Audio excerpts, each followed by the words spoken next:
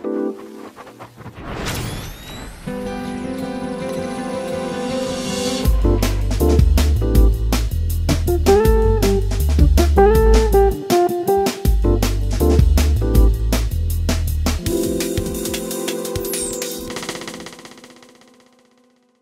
guys, welcome back to the Inside Track. Today my special guest is Laurence Juber, who's a fellow countryman, a staggeringly good acoustic guitar player. He's also been one of LA's top studio guitar players for about 30 years, and he even played in Paul McCartney and Wings band back in the day. Can't wait to talk to him about that. He should be arriving anytime soon. Let's go and meet him. Laurence, do come in. Certainly did that. How are you? Good to see you. You come far? Oh yeah, miles. No, seriously. Are you studio citizen? I'm like 3 minutes away. That's kind of handy, isn't it? I'm just the other side of Coldwater and 2 blocks south of Riverside. Oh, brilliant. Brilliant. Neighbourhood. Yeah, well welcome. I'm glad you could do this, really glad. Where should I dump my stuff? Why don't you come through? Okay.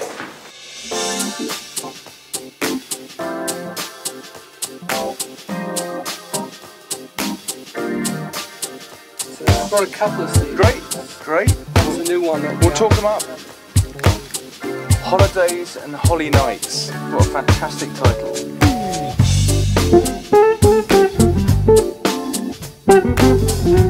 And Al Schmidt mixed that record. Right. And it's like, I couldn't believe just how much depth there is in the bottom end. Yeah. Well, that could be Al as much as... Oh yeah, it is Al. Yeah. But the playing's got to be there. Yeah, of too, course it does, yeah. Cool. Yeah?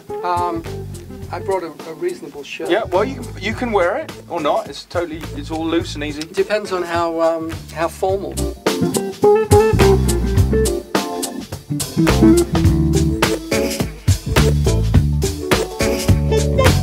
This is my signature model Martin.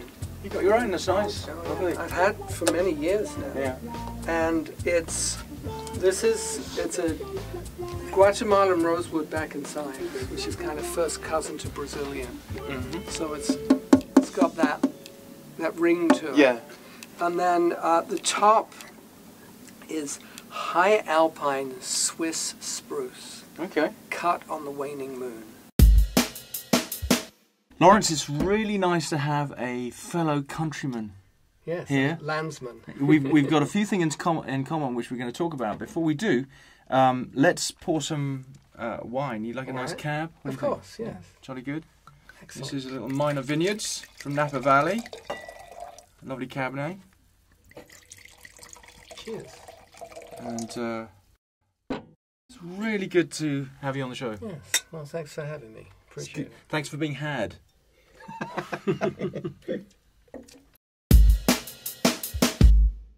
So, Laurence, what's the first song you're going to play today? Cobalt Blue.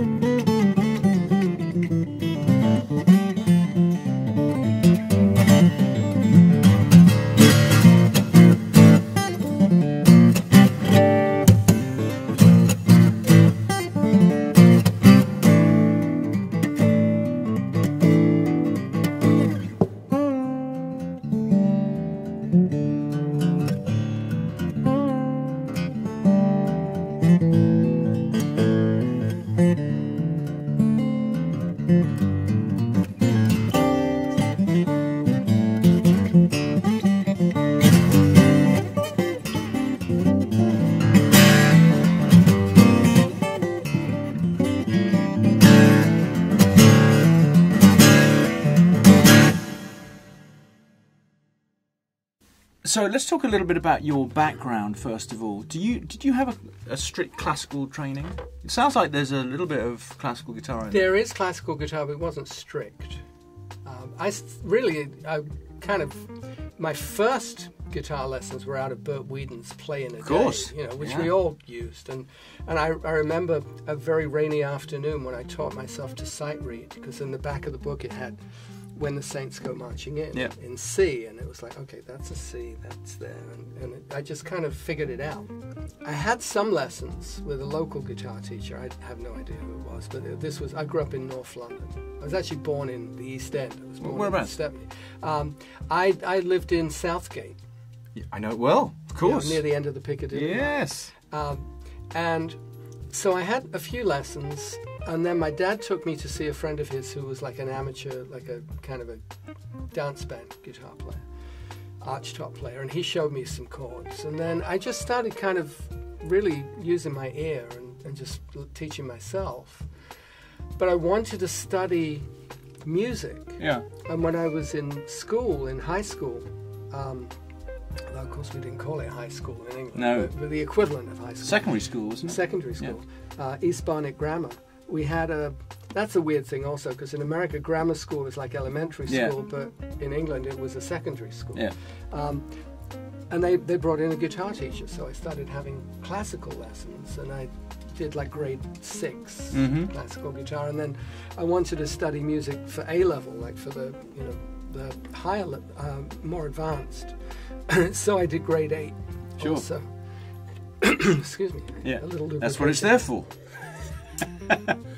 But I was also, the real music education for me was a local band leader when I was 13 said, "Hey, you want to come play some gigs?" Yeah. So I'm 13 years old and I'm playing, weddings and stuff. Wow, that's young to be doing. Yeah, and with an cutaway archtop guitar with like a Bill Lawrence pickup on it and a Watkins Dominator amplifier. And I remember the first gig, the bass player leaned over and he said, "Lad, if you don't know the chords, just play the bridge of I Got Rhythm." Rhythm changes, basically cycle of fifths, and it's like, and then I started realizing that most of the kind of the great American songbook, one way or another, kind of revolved around cycle of fifths. Yeah. I started playing in 1963, so November 1963 was when Beatlemania really crested in England. But that year was also, a big year for folk music. So we had Bob Dylan, Joan Baez, and then, kind of the English crowd that went along with that. Like there was Julie Felix. Did you ever hear? She was like an English folk, kind of our Joan Baez. And then even the Springfields. Dusty Springfield had a band. I was a big fan. Yeah, I love Dusty Springfield. But so I started learning Bert Jansch, John Remborn, and kind of getting into ragtime guitar and just all of that kind of became part of my musical DNA. Yeah. But my ambition was to be a studio musician. Right. So, and that's the other thing that we have in common is the fact that we both played in the National Youth Jazz Orchestra in London. Yes. So, when did that happen for you, and what was that experience like? Probably, it was right about 18, I think, that I joined. And what happened was I did better in my A-levels than I expected to. And I'd actually been offered a place at Leeds College of Music. Sure. Which was kind of the nearest thing we had in England to Berkeley. Yeah. And I was offered it, and then I got my A-levels back and said, wait a minute, I got an A in music. This is, they'd given up on me because I was too much of a hooligan. I wasn't a classical, real classical guy. And the guitar was never considered truly a classical instrument at that time. It still really isn't. Right. Other than kind of the whole Segovia school. But I was playing electric guitar. I was playing blues. I was playing jazz. I was playing anything because I wanted to be a studio player, which meant being versatile. And I went to a Nigel. They had like a spring camp type thing that I went to and learned a lot. In fact, I had a lesson with Derek Bailey.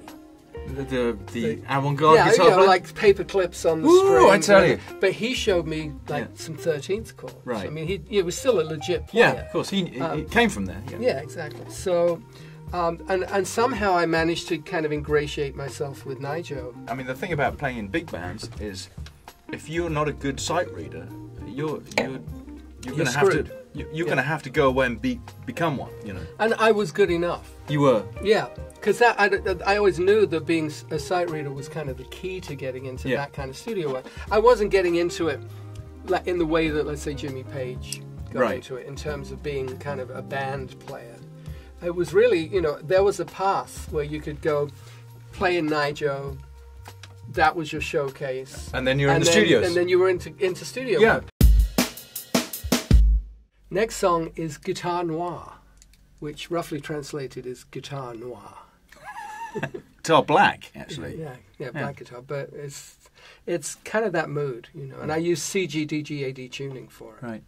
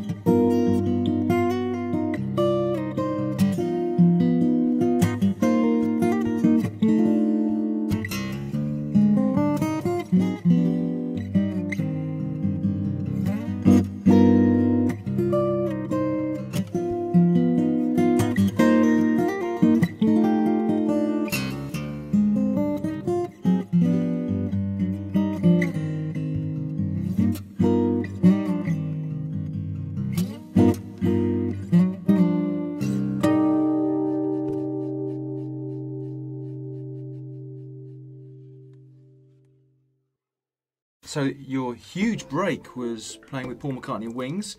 Let's talk a little bit about that. How did that situation come, and how long were you part of his band? Well, I was working as a session player. Yeah. And I was... For a number of years? For a few years? Yeah, it was three and a half years. Yeah. I mean, starting 75, which was when I left college. Although before that, I'd already been doing demo sessions and stuff. And it was a really busy time then. Yeah, this was before computers. It was a great time. Yeah, it was a great time. And I was working, some weeks I'd work 7 days a week doing 3 amazing. sessions a day, sometimes 4. Yeah. 8 o'clock jingle, 10 o'clock at Olympic, 2 o'clock at Abbey Road, and then maybe a thing at the BBC in the evening or something like that. And in that period, I played. I didn't even know it, but I played on the first Alan Parsons Project record, Tales of Mystery and Imagination. You didn't know it? I didn't know it. It was a session at Abbey Road on a Tuesday night with a string orchestra, a harpsichord player, and some mandolins. And I didn't know until I read it in Musician magazine 25 years later, where Alan Parsons says, "Yeah, we had Laurence Juber come and play guitar." We did. And I went out and bought the CD, and my name was on the credits, which wasn't on the original vinyl album, so I had just no way of identifying it.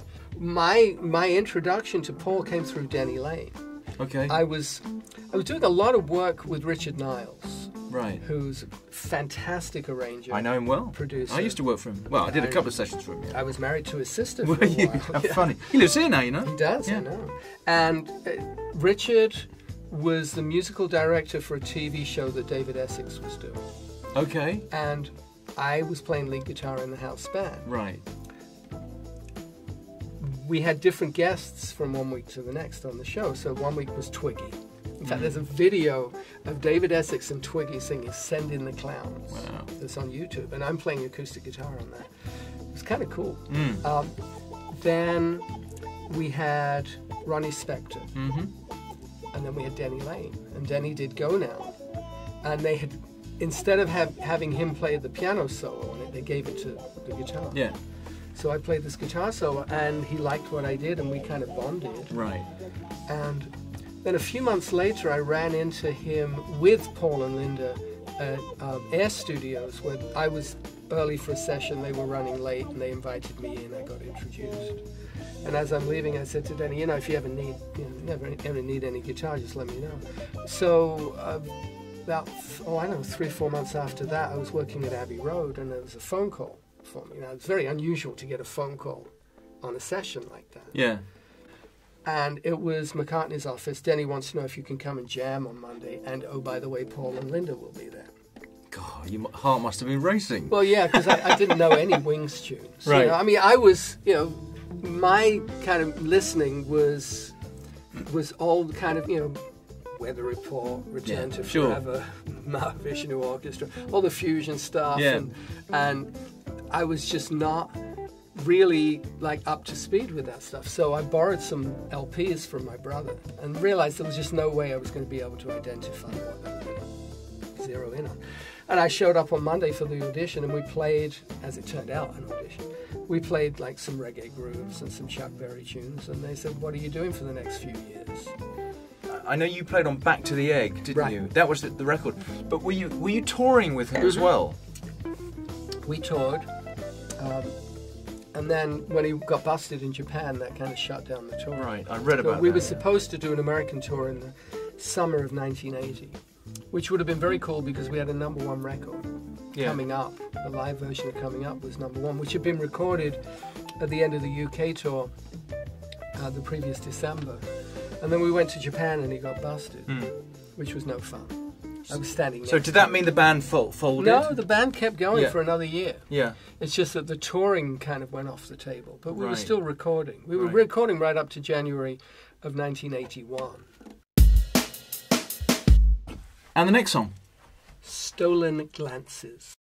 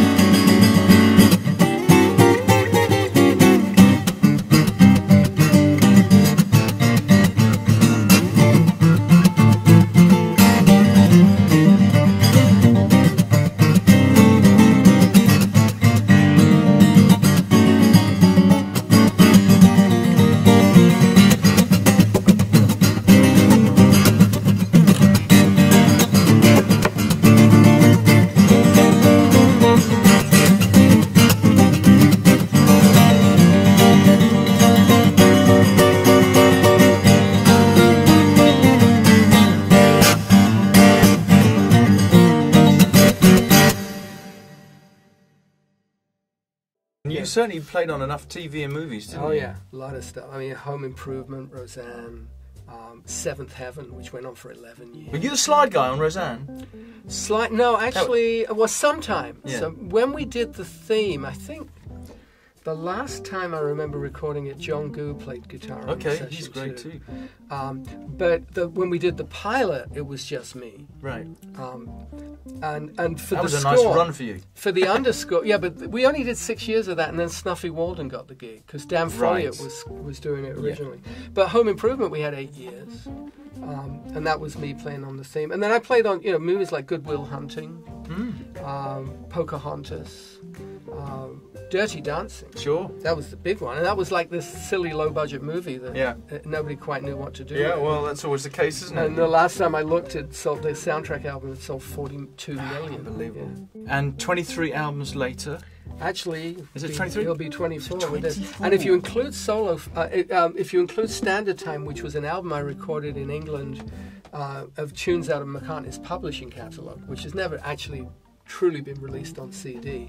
That's actually 25, I think. And then I did a duo album with Preston Reed called Groove Masters. I just released a digital-only album called Musings with William Goldstein, who's a film composer who practices instant composition. And we literally improvised an entire album in 2 afternoons of piano and guitar duets. And that came out in June. So, Laurence, these are your latest 2 records, and this is called Fingerboard Road. Fingerboard Road, and this is actually a freeway off-ramp in Staten Island. Is it really? Yeah. And this is available right now. Oh yeah, that's been out for a while. In fine e-tailers everywhere, presumably. Yeah. And this that has been that's released? Coming out in September. Okay, so this is coming. It's actually available. It's about to become available for pre-order. And this is called Holidays and Holly Nights. Very clever. Laurence, it's been great. Thank you very much for doing this. It's been a pleasure. Thank you for having me. And indeed. And cheers. A very fine Cabernet. Well, nothing but the best for the Inside Track. Thank you. Cheers, guys. Cheers. Well, that wraps up another edition of the Inside Track. Thanks you guys. Big thanks to Laurence Juber, Minor Vineyards, and we'll see you again soon right here on the Inside Track. Thanks you guys.